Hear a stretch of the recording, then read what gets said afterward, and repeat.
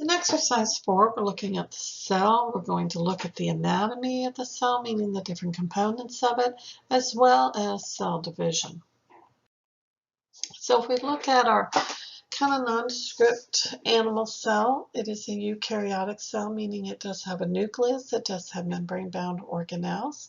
As you can see in this diagram, there are several different structures that are labeled. Here is the nucleus right here.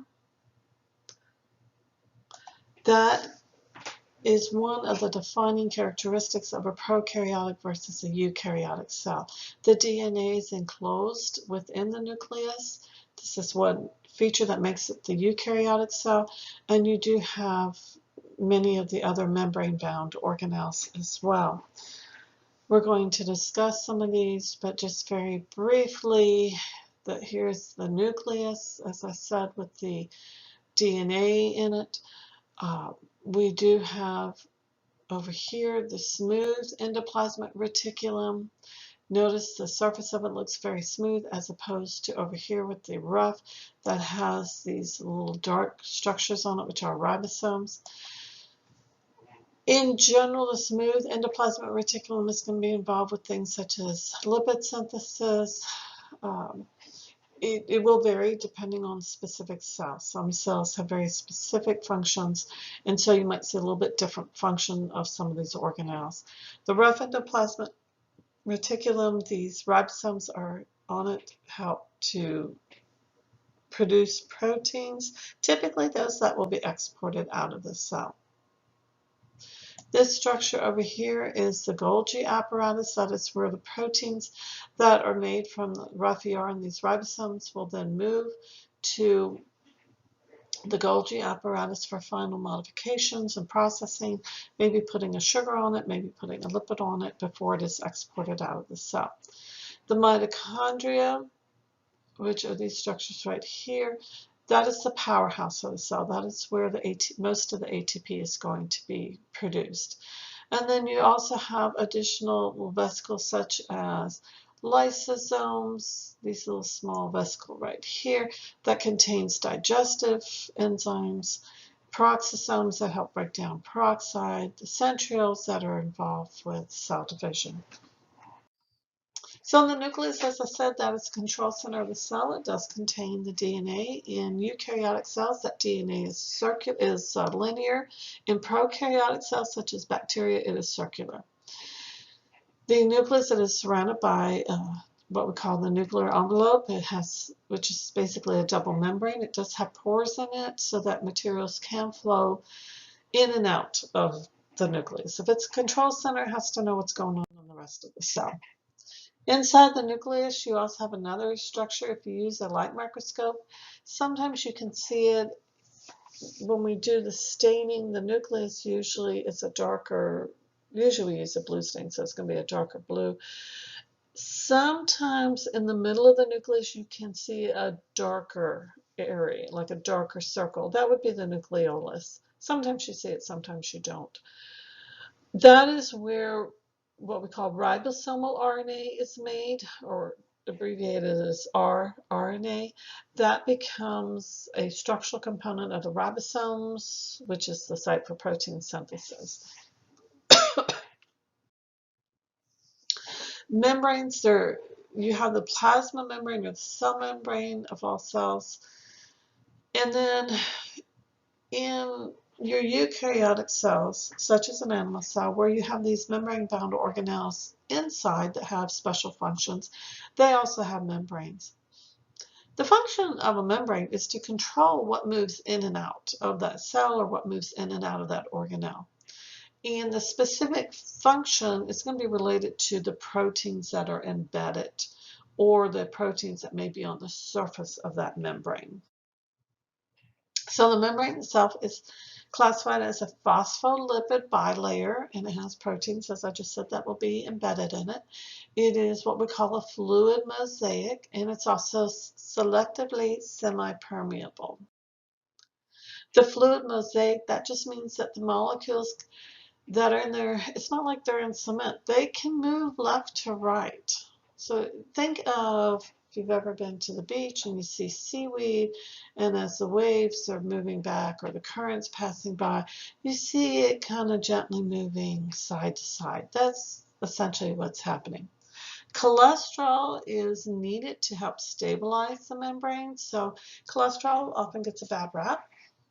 Everybody thinks, oh, cholesterol is bad. Well, high cholesterol is bad if you have too much of it. But you do need to have a certain amount of it because of the fact that it's involved with several different things, one of which is to stabilize the membranes.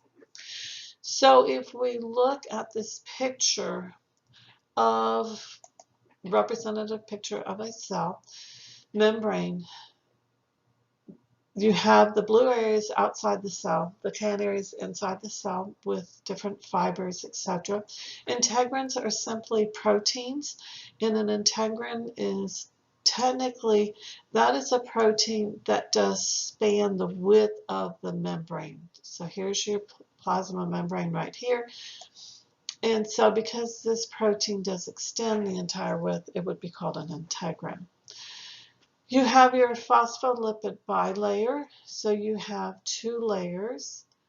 You have from here to here is one layer, from here to here is the second layer. And notice these yellow portions, which are your what we call the tails. They're the hydrophobic areas. They tend to turn in towards each other. So you have the phospholipids, you have the proteins right here. This is showing a cholesterol, and you can see there's another one here. They're scattered throughout periodically to help stabilize the structure of the membrane.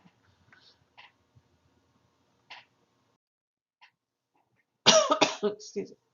This is just another drawing showing that because it is lipid in the middle, lipids, which are fats and oils, they do not mix with water, so it's hydrophobic. Hydrophobic substances don't want anything to do with water. They don't want to be near it. That is why those tails will naturally just kind of fold towards in and touch each other. This is beneficial because most of your body, over 60% of your body, is water. So this is a lot of things, substances are dissolved in water, in the fluids of the body. So by having the plasma membrane or the cell membrane hydrophobic, that alone is going to help control and regulate what can pass across the membrane.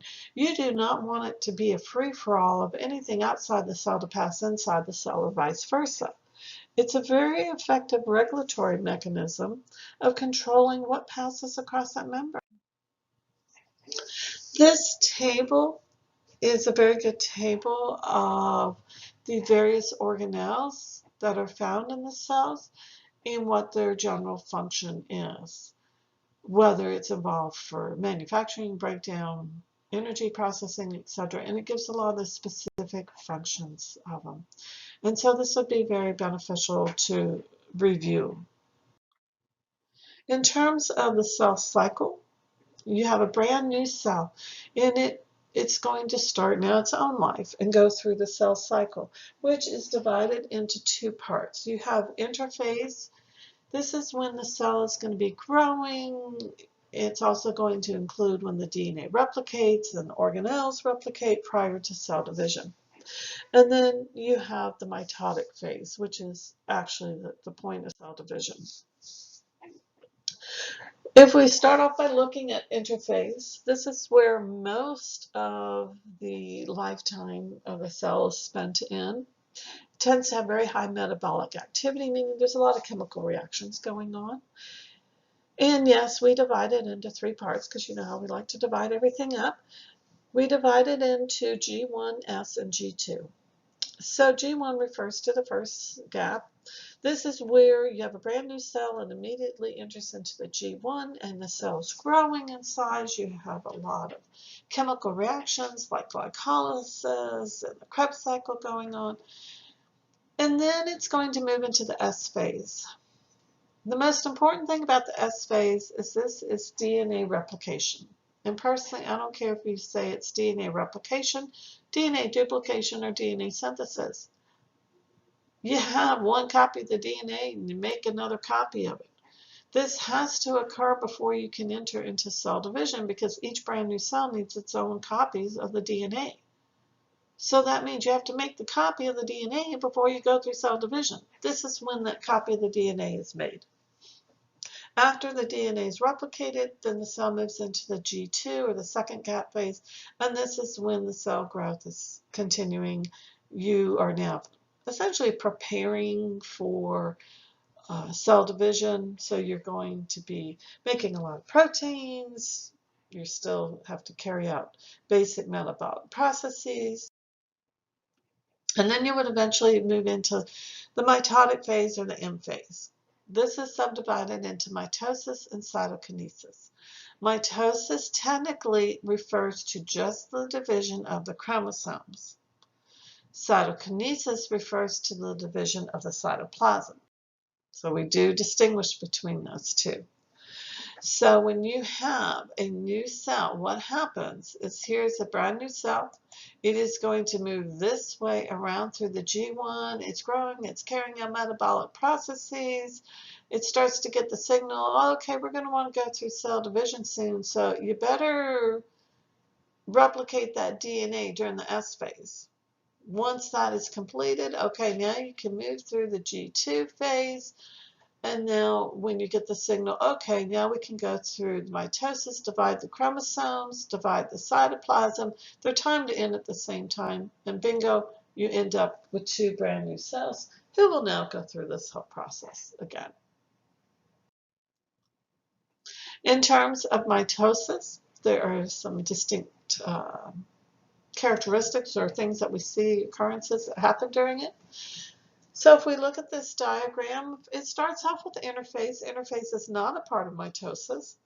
That is, as I've said, your cell's just growing. If you were to look at the cell under a light microscope, you do a stain so that you can, if without staining, you're not going to see anything.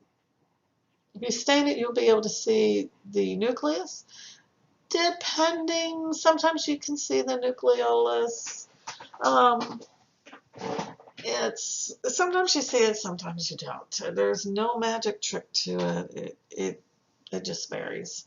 I think sometimes, if you stand on your right foot and you blink your left eye or something, you're able to see it. It has to do with how much of the stain is added and the health of the cell, etc.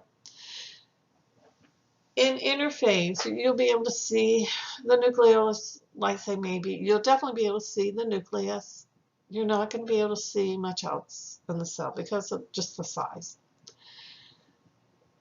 When you look at cells going through mitosis, some of these distinct things that you will see is that there are certain stages and there are certain things for each stage. The stages of mitosis are prophase, metaphase, anaphase, and telophase. Now, some books will take prophase and kind of subdivide it into an additional step, which is prometaphase. As you can see on this slide, they're separated. You can combine all of them together as prophase if you wish. It just depends on which book you're looking at. So what happens here? Well, this is the beginning of mitosis. The nuclear membrane starts to disintegrate. Your nucleolus disappears. Your centrioles will start to move to opposite ends of the cell. So they start moving. You start to see the formation of the spindle fibers. You also have the chromosomes condense. They tightly coil up. You can now see them with a light microscope. By the end of prophase, the spindle fibers will have attached to the chromosomes.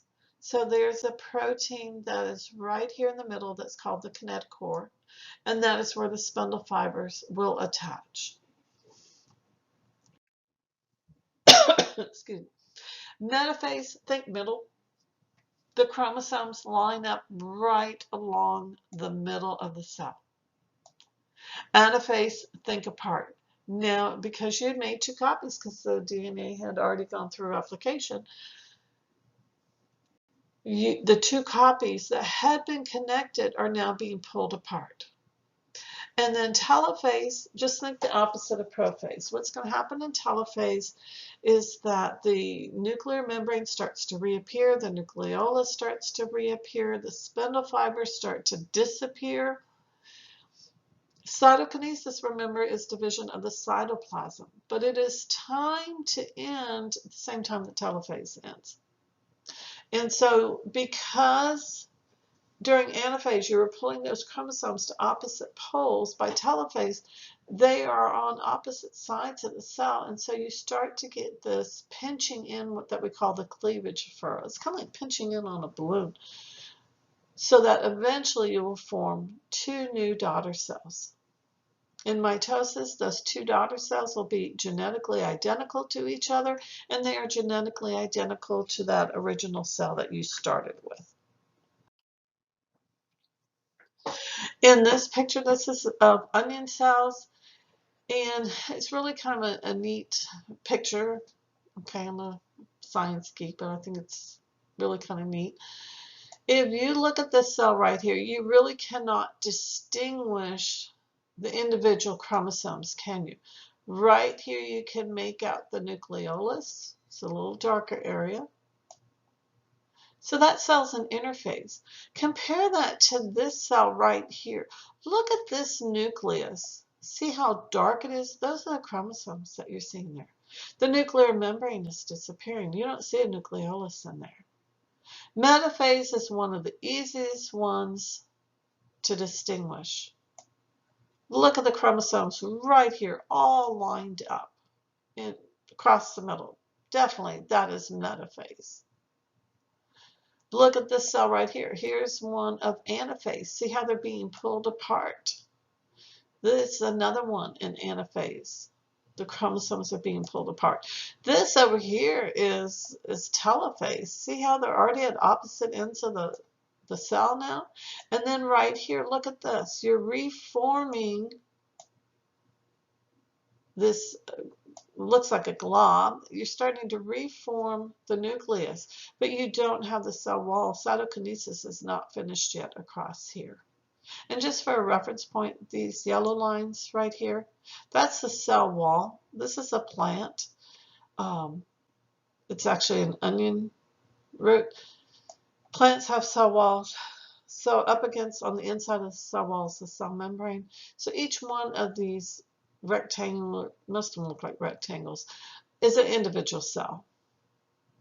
But it's really kind of neat that you can see in this one photo, you can see the different stages of the mitosis in terms of this one right here. Let's see if I can write this in, is prophase. This one is metaphase. Here we have anaphase. And over here would, well, both of these would be telophase. This one would be interphase. Remember, interphase is not a stage of mitosis, but it is a stage of the life cycle of the cell.